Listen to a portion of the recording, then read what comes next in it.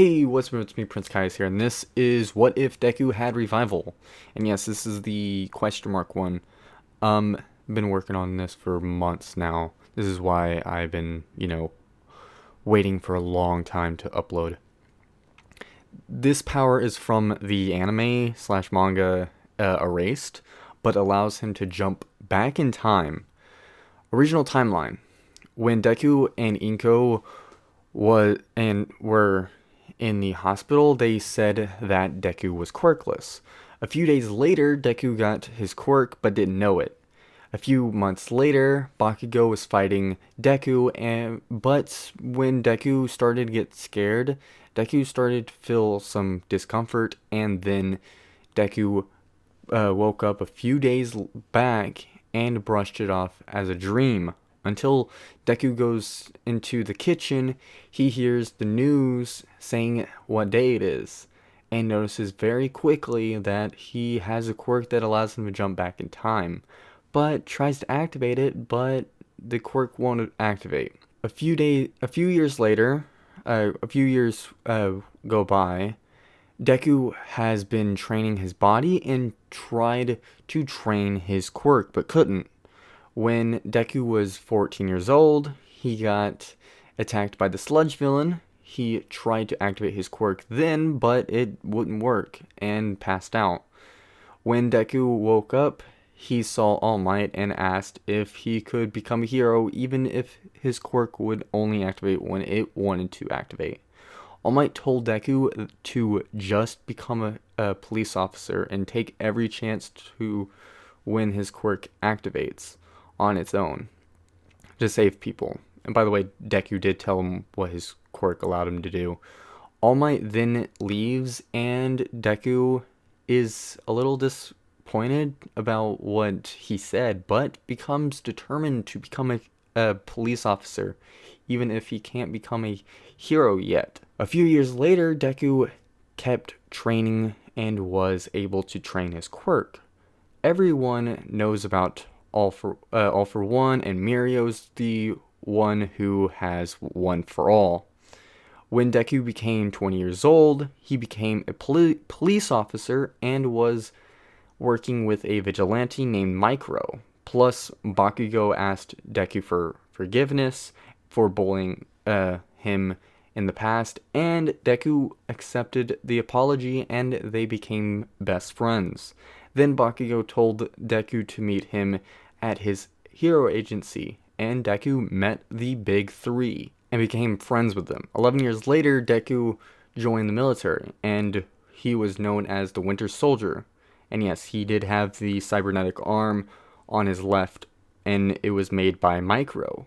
When Deku was 52 years old, he watched a news broadcast that said that some Nomus got out of prison and killed a lot of people, and Deku found out that his mother was one of them.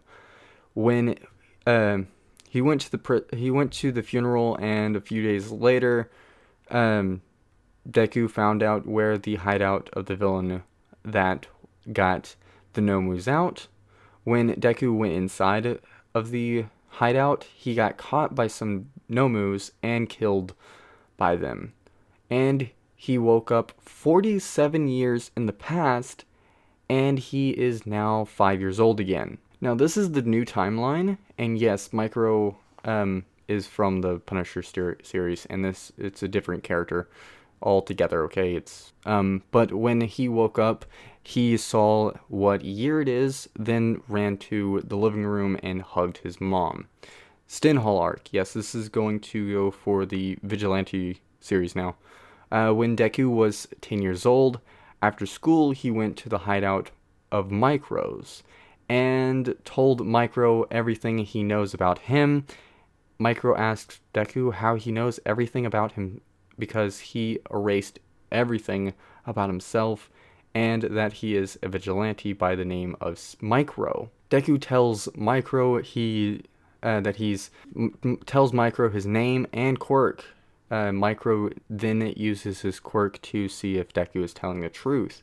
When Micro finds out Deku is telling the truth, he asks Deku why he is here. Deku tells Micro that he needs his help saving the world. Micro asks Deku what he means. Deku tells Micro that he needs to change the future. Micro agrees and asks where they should start. Deku tells Micro that they will train a few people and stop Stinhall first, and he needs some gear. Micro then gives Deku the model Prime suit and goes to Narahata with the suit on, but makes it look like the Punisher 2099 suit, the one that's shown on the screen right now. When Deku sees one of the vigilantes, he goes towards Koichi. Deku tells Koichi everything he knows about them and that he needs their help. Koichi asks Deku who he is. Deku tells Koichi that he is the Punisher, a vigilante. Koichi agrees to help Deku. When they go to Koichi's place, Deku tells the rest of them that he needs their help with a vigilante named Stinhall. Koichi asks why Deku is after Stinhall. Deku tells Koichi that Stinhall is a killer and he is a villain. Koichi disagrees with Deku and tells Deku that he won't help fight Stinhall. The next day, when Koichi sees Stinhall fighting Spike, Deku arrives and asks Koichi one more time if he's willing to help him stop Stinhall now. Koichi agrees to stop him from killing Spike. When Knuckle Duster arrives, Deku keeps Koichi and Spike out and watch Knuckle Duster punch Stinhall. Deku then calls Micro and asks him to find Rappa, Gentle Criminal, and Labrava. When Micro tells Deku where they are, Deku goes to Rappa and tells him if he wants a fight, even he couldn't win, then join him. Rappa agrees to join Deku. Then Deku went to Gentle and Labrava. Deku told Gentle that he can still be a hero if they join him to save the world. They agree to join Deku because Gentle wanted to be a hero for so long. Training arc. This is like my own arc. During the 2 years, Deku has been training the Crawler, Popstep, Rappa, Gentle, and Labrava inside of a gravity room made by Micro. The gravity was different for everyone inside of the room. Deku taught everyone how to use their quirk at maximum, and every fighting style that he uses in the future, but not Rappa because he just punches. Deku joined the Yakuza, the Overhaul Yakuza, under the name of the Winter Soldier, and cloaked his suit to look like the Winter Soldier, as you can see in the screen. And Rappa joined as well with Deku. Gentle and Brava were doing the same thing, but they were doing heroic stuff this time. One day later, Deku tells Micro to call some heroes for help in the raid to save Eri, and tells everyone to get ready for a fight. Raid arc. This is season 4, by the way, of My Hero Academia, but it's not, technically anymore. But Deku tells the heroes about Eri, but not where or how to save her, and that they have to not be arrested after the raid. The heroes agree to Deku's terms because they want to save the little girl. A few days later, everyone meets in a boardroom, and Deku tells them everything he knows about the raid and the teams. Everyone then gets ready to save Eri. And by the way, Deku is the only one in the Vigilantes team that is there in that boardroom. When Deku and Rappa goes to Overhaul's hideout, everything happens the same until Deku versus Overhaul. When Overhaul grabs Eri to escape, Deku shoots the other villains with a repulsive blast, and that knocks them out. Then Deku dashes to Eri and hands her over to Micro. Overhaul attacks Deku, but Deku dodges the attack while dashing towards him, and then breaks Overhaul's arms, then starts to choke him while punching him in the face until he's knocked out. Deku captures him, and the mission is complete to save Eri. After the raid, Deku tells the heroes that he will stay in touch with them. The vigilantes then leave, and the heroes let them all go while they are taking Overhaul to Tartarus. Deku shoots the tires and everyone, but only injures them. Overhaul asks the Winter Soldier if he is here to kill him or save him. Deku tells Overhaul that it depends all on him. Then Deku asks Overhaul to join him and save the world. Overhaul agrees to join because, if the world is in chaos, then the Yakuza won't have all that stuff, Deku then breaks him out and takes him to the hideout. When they arrive, Micro yells at Deku about letting Overhaul join them. Deku tells everyone that they need him in the future. If they don't, thousands of lives will be lost. Everyone agrees with Deku a little. Deku puts a headset on Overhaul. It causes Overhaul to pass out, and Overhaul's mind is sent to a digital world that he is locked up in there for years. But obviously it's every second it's a year. A day later, Overhaul is a little bit how he is now in the future. Deku then starts to train Overhaul. A few days later, Deku meets Aizawa to talk about Eri and hands him a notebook how to use her quirk. A few days later, Deku finds Stain and asks Stain to join him to make a true hero world come true. Stain tells Deku that he remembers him. Deku tells Stain to join him or he will have to arrest him. Stain agrees only to see Deku's his words come true. When they went to the hideout, everyone asked who this is, but Stain sees the crawler and attacks him. But Deku shoots Stain, then tells everyone who Stain is and that he will be joining them, and they agree with Deku while Stain is waking up. Number 6 arc. One day later, Deku tells the vigilante team about number 6 and who he is. So Deku calls Aizawa to join them to fight number 6. Deku and the vigilantes meets Eraserhead on the rooftop. Deku tells everyone that they have to stop number 6.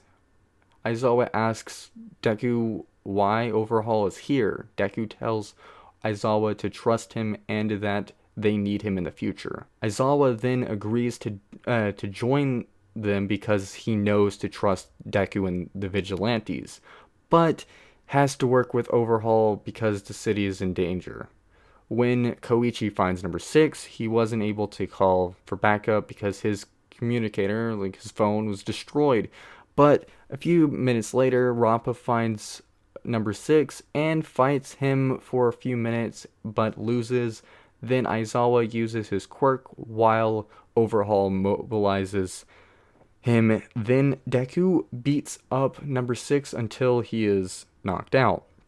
Deku tells Rappa to find the rest of the vigilantes, the rest of the villains.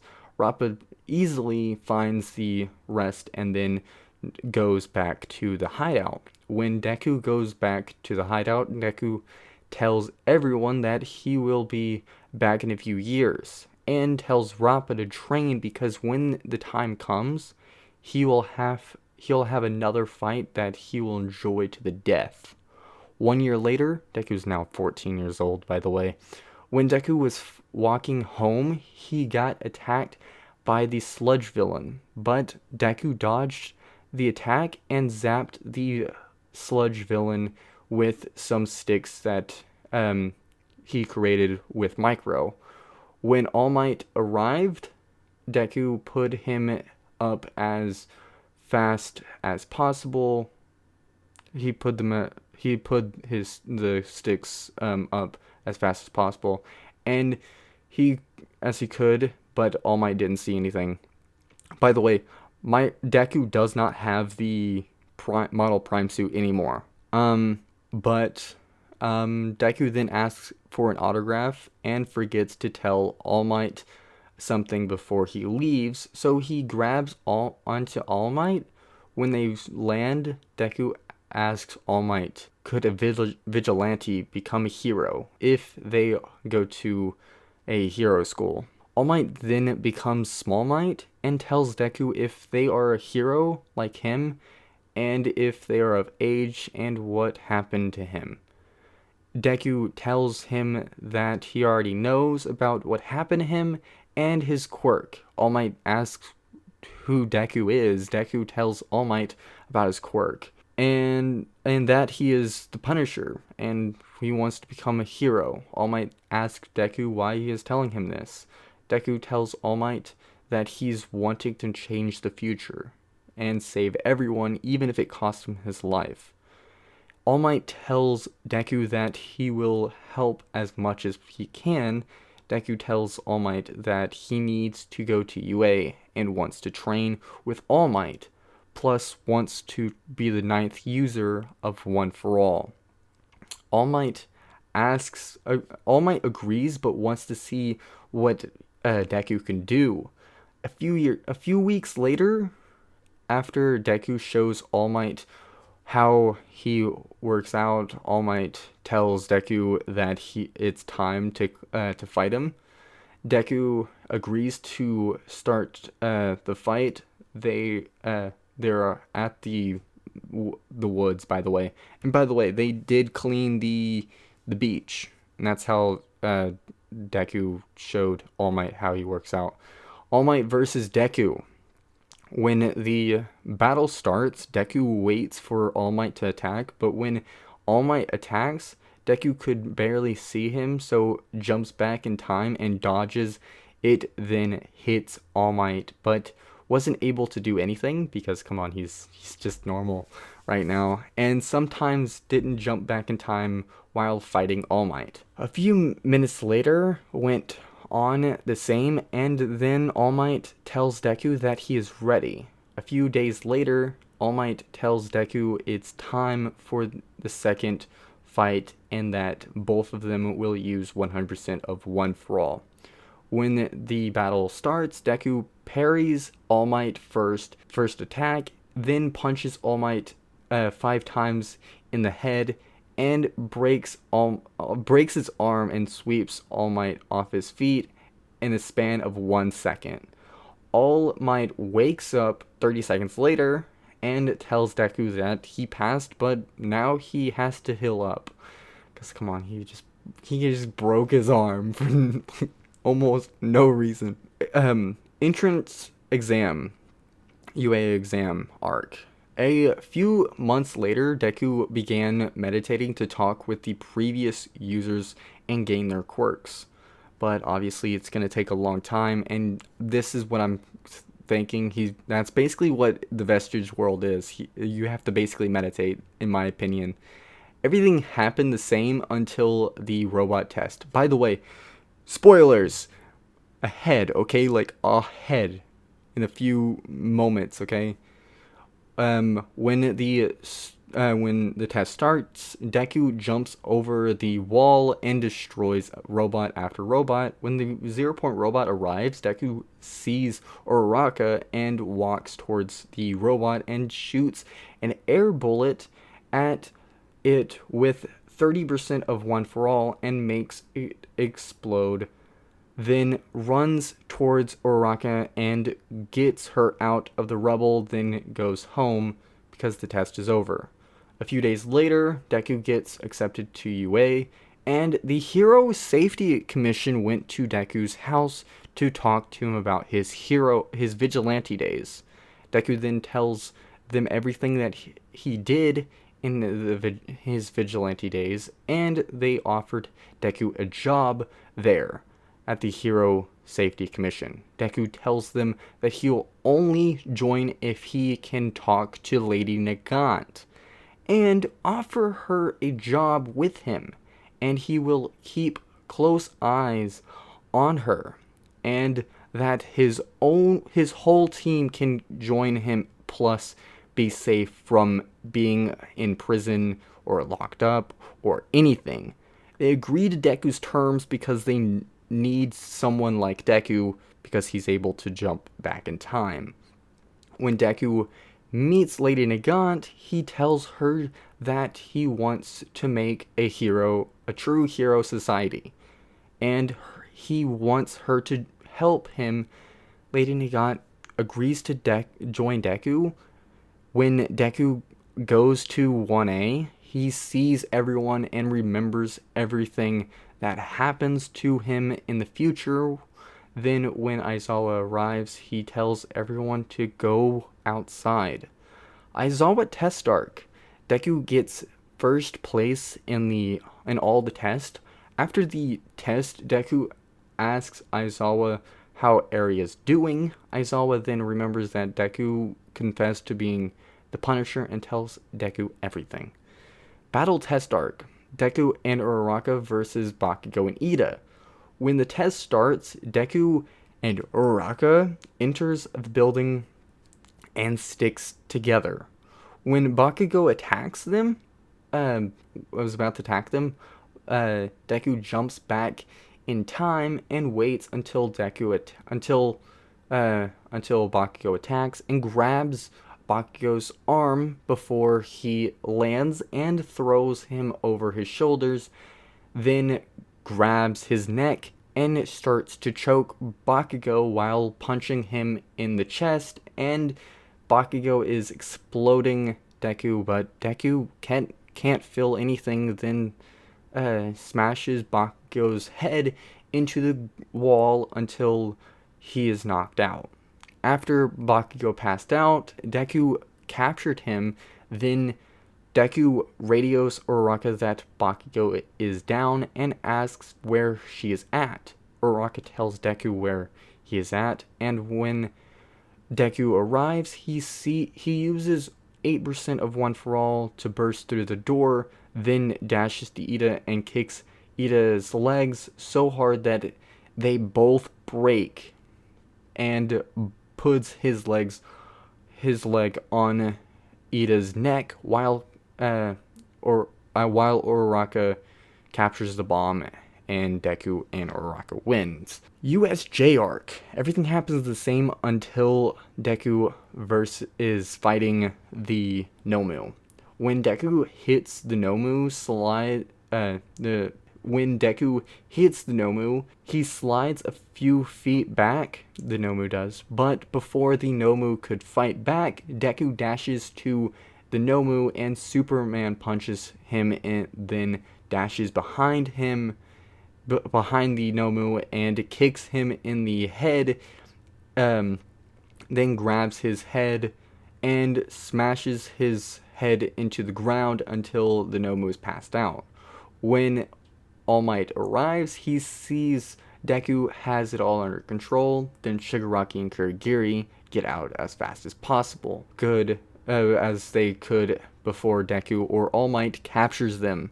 One day later, when Deku was meditating, he started to go into the Vestige world and talk to the previous users of One For All about the future and to lend him their quirks so he can change the future faster. So this is the end of this video, and yes, this was gonna be a long series. Yes, it's gonna be the longest series ever. But I hope you like this What If. So like, comment, subscribe, and I'll see you all later.